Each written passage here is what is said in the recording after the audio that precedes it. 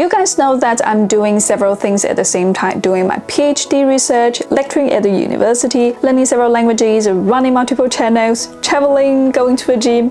I've received many comments and messages asking how I balance all these tasks, how I balance my life and work, and how I manage my time. I think it's not just about time management, which is just some superficial techniques. It's more about what's inside you, the energy. People with low energy are often self-doubting, complaining. I personally have been through some low periods in which I felt frustrated and down. Have you noticed when you are stuck inside, things often happen in a negative way? What I mean is that you actually start attracting negative energy. On the contrary, people with high energy seems to have an inexhaustible source of energy. They are positive, optimistic, emotionally stable, and have excellent execution ability. Today, I can't say I'm always a high energy person. Come on, it's normal to have ups and downs in our life. But I can say that I feel like I know myself better. I feel more positive and more energetic to do things. Today's video is more like a talk between friends, in which I would like to share with you my experience, insight, and a lot of books I've read about this topic. So let's get into the video.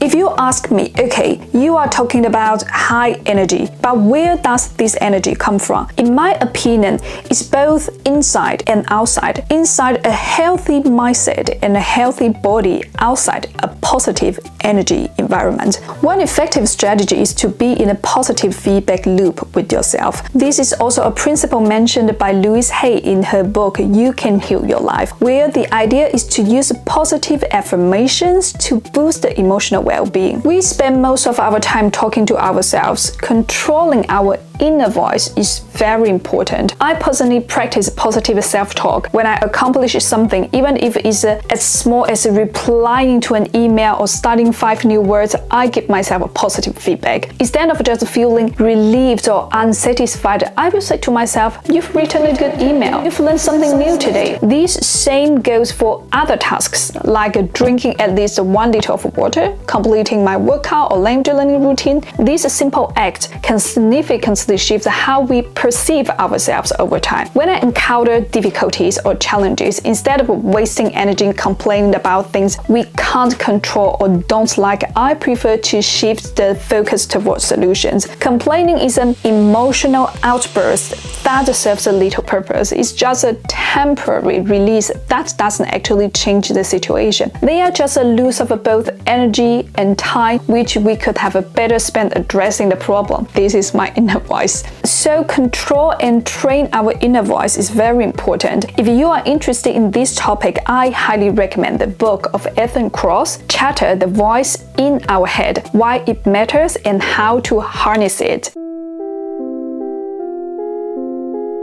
When you have a sense of purpose, it acts like a compass, always pointing you in the direction you should be heading. There is one book which has influenced me a lot, Man's Search for Meaning by Viktor Frankl. I highly recommend you to read it. Frankl's books grounded in his experience as a Holocaust survivor and his formulation of logotherapy. He argues that the search for meaning is the primary human drive. The takeaway for me is that having a driven mindset can act as fuel for our life, giving us the energy to overcome challenges. It's important to often ask and remind yourself of what you want to achieve in your life and what you are passionate about. For me, I believe in the value and the power of education. I'm a lifelong learner and also want to share knowledge with others. That's why I'm here. This is the direction I want to go. So I would have goals like being a good teacher, create valuable content, mastering more languages, etc. But sometimes goals can also bring us stress and frustration because we want too many things at the same time. I used to be very frustrated and nervous because I was so overwhelmed and couldn't find time to study languages as intensively as I used to. Sometimes when I wake up, think of my ambitious goals, I don't feel driven but very stressed. If you have the same experience, write in the comment. Actually, frustration at its core comes from on the inability to accomplish something. Then I realized that in different periods of our life, the focus changed. I could invest a lot of time and energy in learning languages and traveling during my gap year, for example, but one day we might have a job, a family, a business, or other more important commitments. It doesn't mean that we have to abandon our goals. We just need to make choices and prioritize our time and energy. If you love language and don't have a lot of time, just keep it a part of your life. Maintain some basic routines. You are always in the right direction. Actually, I haven't updated my language learning progress recently. To be honest, I'm kind of at the period of maintaining the level and progressing slowly. For my German learning, I'm still following lessons on Lingoda, which is my German online learning school and also the sponsor of this video. I've been studying for a long time with Lingoda. If you guys watch my videos, you know that. I like the way they set lessons according to different levels. I love their flexibility of time schedule, the practical content, and the interaction with their certified native level teachers. Now for the new semester, they have a new round of a sprint challenge from which you can earn cashback or more free lessons. Let me explain. If you take the sprint challenge, like you take 15 lessons per month for 2 months, you can earn 50% cashback or 40 free lesson credits. If you take the super sprint challenge, it means you need to take 30 lessons per month for 2 months. If you accomplish the challenge, you can get 50% cashback or 70 credits. If you are interested in this challenge, you can check out the link in the description box. Don't forget to use my code to get an additional discount. So another thing I would like to share is the importance of taking some time to be with yourself or to take care of yourself, to love yourself. I love doing meditation, walking, cooking, working out, and even skincare alone. For me, these aren't just taken on to-do list. These are the special moments, or I can say a sacred moment, when I really get to be alone with my thoughts, to get along with myself. I can't stress enough how important this me time is. It's not just a break from my busy day, it's an important component for recharging my energy and keeping up the high level of enthusiasm. So don't overlook these moments, and if your mind and your body need a break, listen to them. They can be powerful tools for maintaining high energy.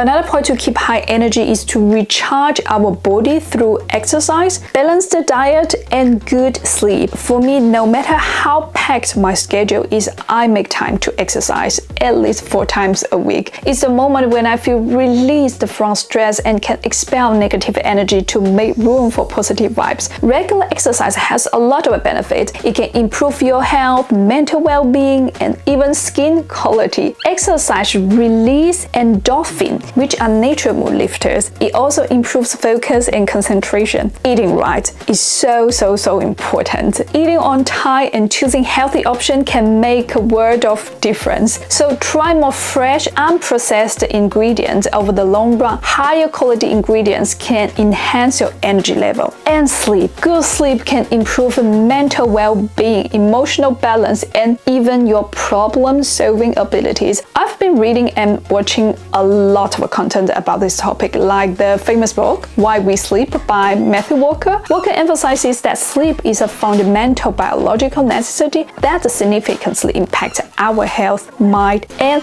lifespan.